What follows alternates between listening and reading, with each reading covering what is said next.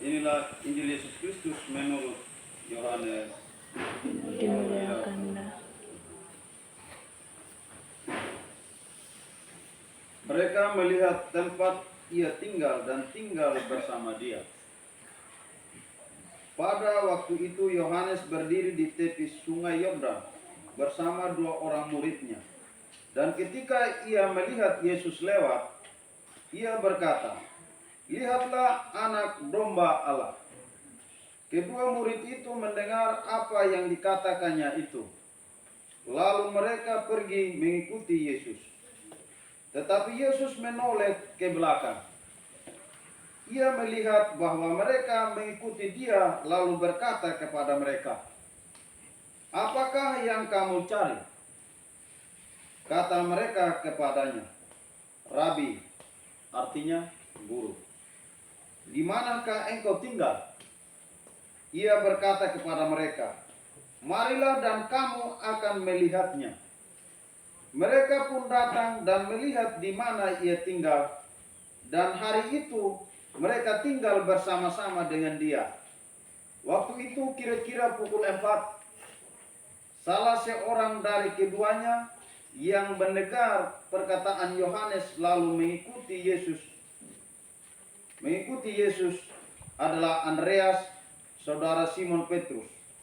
Andreas mula-mula bertemu dengan Simon, saudaranya, dan ia berkata kepadanya, "Kami telah menemukan Mesias," yang artinya Kristus. Ia membawanya kepada Yesus. Yesus memandang dia dan berkata, "Engkau Simon, anak Yohanes, engkau akan dinamakan Kefas, yaitu Petrus." Demikianlah sabda Tuhan. Terpujilah Kristus. Silakan duduk. Ini hari Minggu biasa yang kedua dalam tahun baru, tahun 2024. Tuhan memanggil kita secara unik atau secara keunggulan, kita dipanggil oleh Tuhan hari ini. Dan yang istimewa dan tentunya rencana ini datang dari Tuhan. Bukan datang dari mana-mana, dari raja, mau kepala desa, mau presiden, tidak datang dari mana-mana. Itu dari Wola Merawi semua, sehingga kita hadir pada saat ini. Dan kita hidup di dunia dengan selamat. Entah mau penjahat, mau siapa saja, itu kita hidup dengan aman. Tuhanlah yang memanggil kita, bukan siapa-siapa. Kita sebagai manusia menanggapi panggilan Tuhan, menanggapi seruan Tuhan, dan tentunya ini membutuhkan kerjasama kita. 3 hal yang perlu kita renungkan dalam panggilan ini. Yang pertama, kita melihat dan mendengarkan bacaan pertama, bagaimana Samuel dipanggil 4 kali. Kalau ia dipanggil 4 kali, tentunya kita sebagai manusia, tentunya kita sebagai orang beriman dan yang jauh dari Tuhan, terlebih khusus, tentunya terutama anak-anak muda, jika dipanggil 1 kali saja dia sudah tensi, 2 kali apalagi 4 kali sudah tensi. Tapi Samuel ini tidak pernah mendekat dengan Tuhan, tapi ia tahu bahwa Tuhan itu yang panggil dia, dan dia selalu turut dengan apa yang dikatakan oleh Tuhan. Tetapi Samuel dengan setia, meskipun dipanggil 4 kali, pada waktu tidur tetapi Samuel terbuka atas panggilan Tuhan. Samuel mau untuk menjawab panggilan Tuhan. Meskipun disampaikan pada waktu itu Samuel belum mengenal Tuhan, tetapi Samuel tahu siapa itu Elia. Adalah wakil Tuhan, nabi Tuhan. Pada waktu itu, saat itu keterbukaan ada dalam diri kita, kemauan ada dalam diri kita. Juga dalam Samuel terjadi dialog dengan Tuhan. tergantung pada pribadi kita, Bapak Ibu masing-masing yang hadir pada saat ini. Seorang Samuel yang tidak pernah mengenal Tuhan, tidak pernah injak gereja, tidak pernah ikut doa persekutuan di basis-basis, tidak pernah doa syukur pun segala macam. Kalau ada yang angkat doa, dia tidak pernah ikut. Tapi ketika Tuhan panggil, dan dia akan setia kepada Tuhan saat tidur. Dan akhirnya Samuel mendengar suara Tuhan sendiri, dan semua menerima tugas dari Tuhan. Hal yang kedua yang bisa kita renungkan dalam misteri panggilan ini, bagaimana manusia bekerja sama dengan panggilan Tuhan. Dengan seruan Tuhan adalah kita manusia menjawab rahmat Tuhan dengan ketulusan hati, dengan kemurnian hati. Dengan panggilan Tuhan hari ini Bapak Mama, bagaimana kita menerima Tuhan di dalam tubuh kita, di dalam jiwa kita, di dalam hati kita, di dalam pikiran kita, di dalam pekerjaan kita masing-masing, di dalam tanggung jawab kita sebagai ketua basis, ketua stasi, pembina umat, dan semua organisasi. Kisah nyata hari ini, Bapak Isko datang karena tanggung jawab, bukan karena apa-apa. Karena kesetiaan kepada Tuhan, karena mau memuliakan Tuhan. Sehingga apapun yang menjadi panggilan Tuhan hari ini harus hadir. Kan itu adalah tugas. Baru kita dari umat stasi Santo Yakobus belum melepas dia untuk memang bahwa dia harus pulang begitu. Bapak Mama, saudara-saudara yang dikasihi dalam Yesus Kristus, bacaan kedua hari ini mengajak kita untuk menjaga diri kita, untuk menjaga tubuh kita secara khusus dari pencabulan. Karena tubuh kita adalah bait Roh Kudus. Rasul Paulus menjelaskan kepada kita dan juga kepada umat di Korintus bahwa tubuh kita sudah dibayar lunas, bahwa diri kita sudah dibeli oleh Tuhan lewat darahnya saat disalibkan. Bapak Mama, saudara-saudari yang terjadi dalam kisah nyata kita dalam hidup sehari-hari, karena kita lalaikan segala macam apa yang menjadi perbuatan manusia, apa yang menjadi perbuatan Tuhan lewat manusia. Bahwa kita seringkali apa yang disatukan oleh Tuhan tidak boleh diceraikan oleh manusia. Itu yang seringkali kita lalaikan. Apapun yang menjadi panggilan Tuhan, kita tidak pernah mendengar. Tidak kita seperti Samuel, jauh dengan Tuhan, tapi dia setia kepada Tuhan. Mari kita sama-sama merenungkan ini, supaya kita mengikuti teladan Samuel, agar kita selalu taat apa yang diajarkan oleh Tuhan. Setiap hari Minggu, bahkan setiap hari keluar Injil.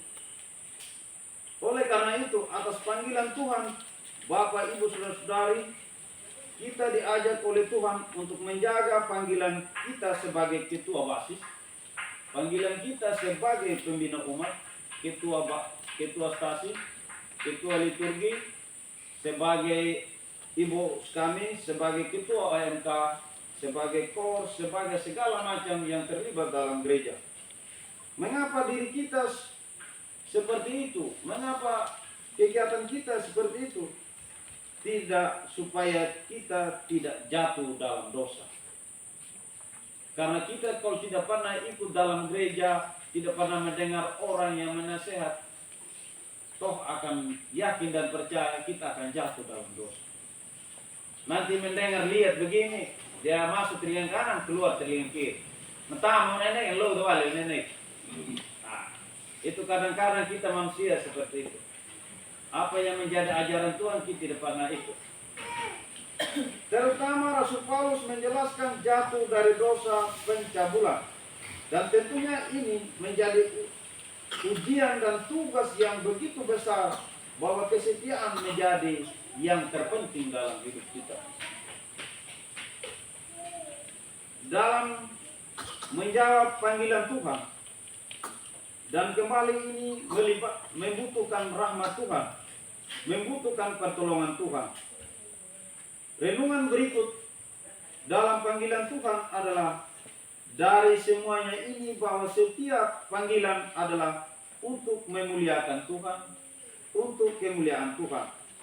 terutama untuk menjawab saksi Kristus, supaya banyak orang juga mendengarkan suara Tuhan, atau supaya juga orang dekat kepada Tuhan. Tugas kita sebagai ketua basis, pembina umat, kalau kita sudah tidak datang gereja, nah, umat juga tidak akan datang gereja. Itu kita setia dalam panggilan Tuhan, setia dalam tugas kita sebagai pengurus gereja. Juga sebagai umat, suruh kumpul uang, suruh kumpul persembahan, ya kumpul tuh. Kalau ada berkat, kalau tidak ada ya mau bagaimana. Setiap panggilan tidak semata-mata untuk diri kita sendiri, tetapi juga untuk sesama kita supaya memuliakan Tuhan. Tuhan lebih besar, tidak ada yang lebih besar dari Tuhan. Kemuliaan Tuhan dan saksi Kristus dan saksi kebaikan Tuhan terhadap kita manusia yang lemah. Tidak ada satupun firman Tuhan yang menggugurkannya oleh Samuel untuk membawa umat untuk dekat kepada Tuhan. Adalah kesetiaan yang harus kita lakukan dalam memuliakan Tuhan.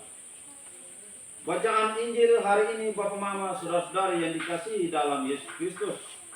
Murid-murid Yesus dipanggil oleh Yesus secara khusus. Dalam perjalanan Petrus, kita bisa tahu bahwa Petrus itu kerja sendiri, ingat diri sendiri.